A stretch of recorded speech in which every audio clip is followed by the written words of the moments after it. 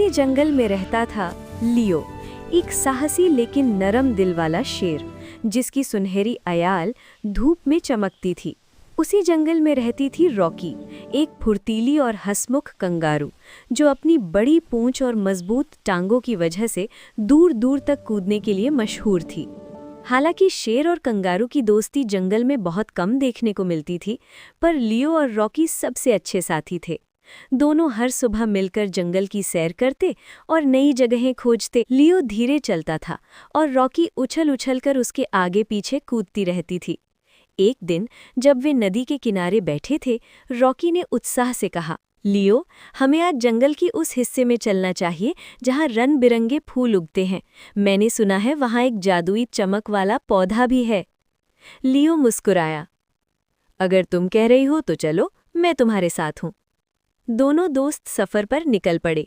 रास्ता थोड़ा कठिन था, कहीं बड़े पत्थर थे, कहीं गहरी झाड़ियाँ, लेकिन उनकी टीम वर्क बेहतरीन थी। रॉकी ऊपर छलांग लगाकर रास्ता देखती और लियो अपनी ताकत से भारी लकड़ियां हटाकर रास्ता साफ करता। कुछ देर बाद वे जंगल के उस हिस्से में पहुंचे जहां फूलों की मीठी खुशबू हवा में तैर रही थी। चारों ओर लाल, पीले, नीले और बैंगनी रंग के फूल खिले थे। दोनों खुशी से हंस पड़े, लेकिन तभी अचानक एक जोरदार आवाज आई, धड़ाम! एक विशाल पेड़ गिरने वाला था।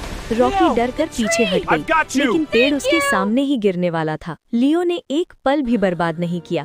वो पूरी ताकत से दौड़ा और रॉकी को अपनी मजबूत टांगों से पीछे धक्का देकर सुरक्षित कर दिया।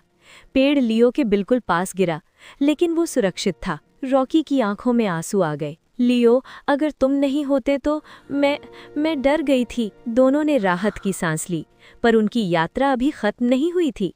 आगे बढ़ते हुए उन्होंने अचानक देखा कि जमीन पर एक अजीब सी चमक हो रही है। वो एक चमकता हुआ गोल पौधा था, जिसके पत्ते चांदी की तरह चमक रहे थे। रॉकी उत्साहित होकर बोली, ये वही है, जादुई चमक वाला पौधा।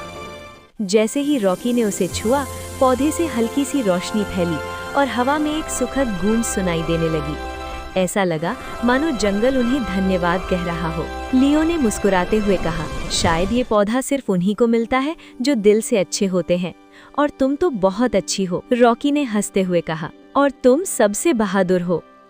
ऐसा प्रतीत हो रहा था कि पौधे की चमक पूरे जंगल में शांति फैला रही है। पक्षियों की चहचहाहट और तेज हो गई, पेड़ झूमने लगे। दोनों दोस्त वहां कुछ देर बैठे रहे और महसूस किया कि असली जादू पौधे में नहीं, बल्कि उनकी दोस्ती में है।